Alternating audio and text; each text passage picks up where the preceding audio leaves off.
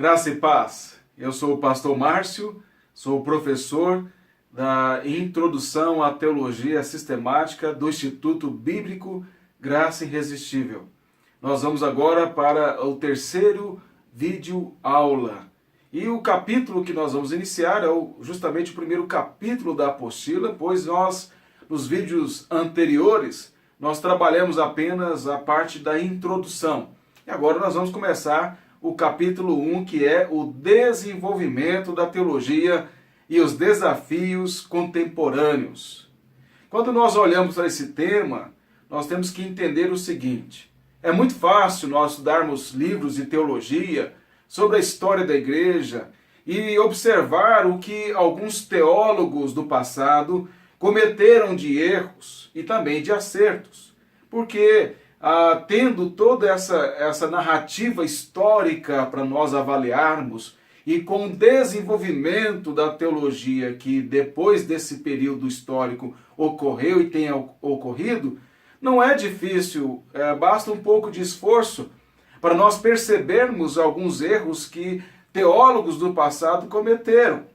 Aliás, nós temos que entender que os teólogos sempre estão sujeitos a cometer erros, mesmo com a intenção de acertar, mesmo sendo homens crentes, piedosos. Eles não são inspirados, eles não têm a autoridade de Deus no sentido de serem infalíveis nas suas interpretações. Mas quando nós olhamos à luz das Escrituras, essas interpretações teológicas, há muitas coisas certas. Aliás, prevalece com relação aos bons teólogos os acertos. Mas a questão que eu quero destacar aqui é que a grande dificuldade não é se nós observamos e podemos constatar erros que esses homens cometeram no passado, mas se nós temos condições para discernir os nossos próprios erros, de discernir o nosso tempo, de perceber as falhas da nossa época, até onde a cultura tem nos influenciado no pensamento, nos nossos desejos, nas nossas percepções bíblicas e teológicas, até onde a cultura pós-moderna tem influenciado a nossa maneira de enxergar a palavra de Deus e tem feito com que o nosso pensamento teológico seja construído com base numa visão pós-moderna. Uma vez que a pós-modernidade ela tem como principal ou como características principais o subjetivo, onde se enfatiza o sentimento, se enfatiza o desejo, a experiência, a busca pelo prazer.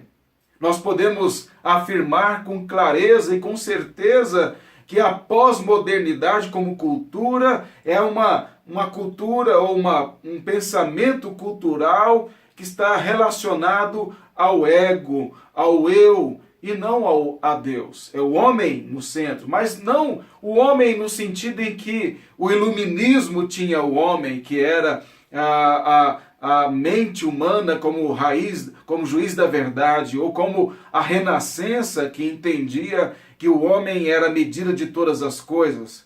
Na pós-modernidade, o homem não é o centro nesse aspecto racional. O homem é o centro no sentido emocional, no sentido dos seus prazeres, dos seus desejos. É por isso que a nossa época tem sido caracterizada pela busca do imediato, pela busca do transitório.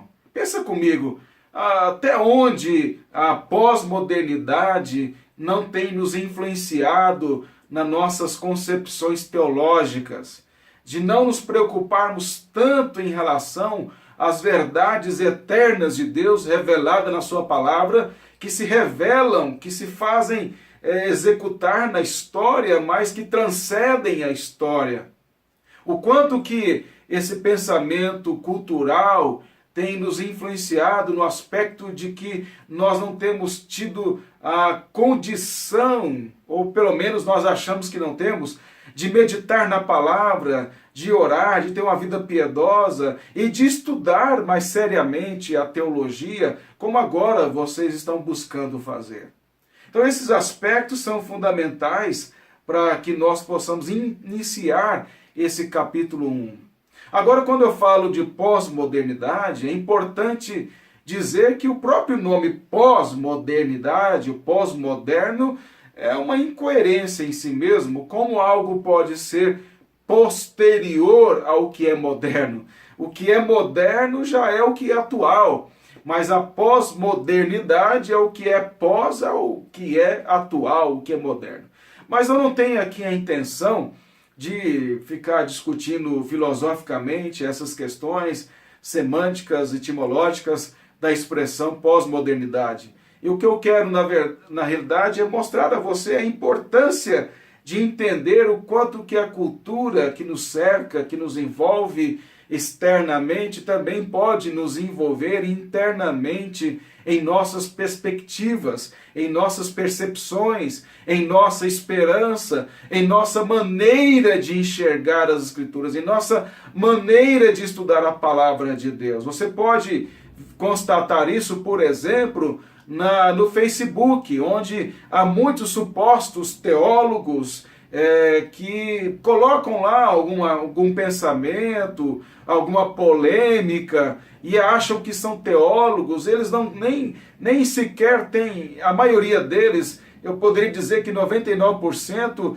nem leem a Bíblia, não leem livros, não estudam, não procuram aprofundar-se, não sentam numa escola, num banco de uma escola teológica, ou fazem cursos com pessoas que já estão à frente, que estão dando aula, que pesquisam sobre o assunto, porque eles não têm a humildade de fazer isso e também porque eles não têm paciência para estudar a fundo as questões. E aí as pessoas que não têm um contato maior com a boa teologia, ou com pessoas que têm uma condição melhor para ensinar, elas acabam tendo uma visão completamente distorcida da realidade.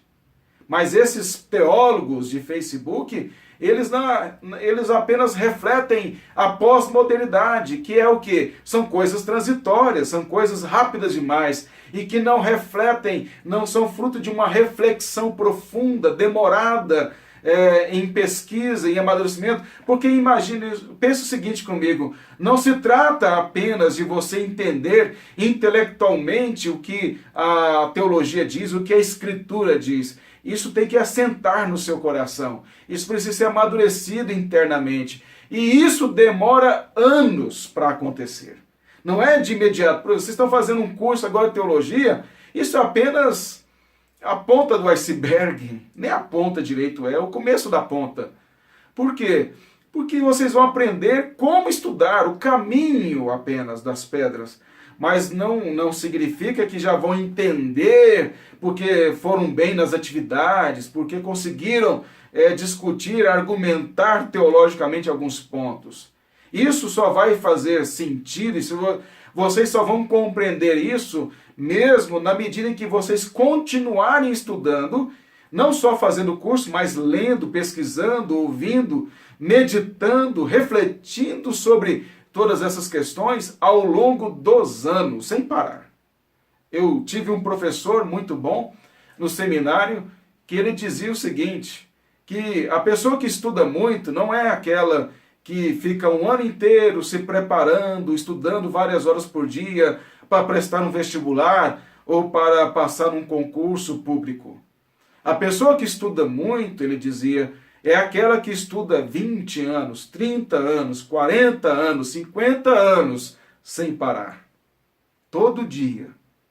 Então, quando a gente começa a estudar, nós percebemos a imensidão que é o conhecimento teológico e o pouco que sabemos.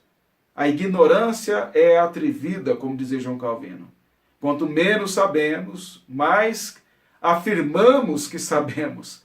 E quanto mais conhecemos e somos humilhados a partir do conhecimento adquirido de que não sabemos nada, é que nós temos conhecimento e entendimento que nós precisamos aprender e ter humildade para conhecer mais. Mas tudo isso tem a ver também, está ligado ao espírito desse século, à cultura pós-moderna que nos envaidece, que enfatiza o eu, que quer nos dominar nesse sentido.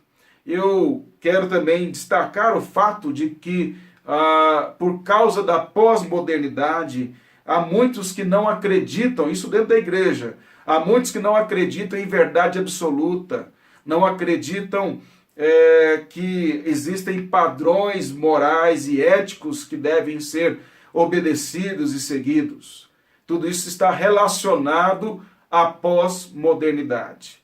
Eu vou deixar esse aspecto mais relacionado à relatividade da verdade para o próximo vídeo.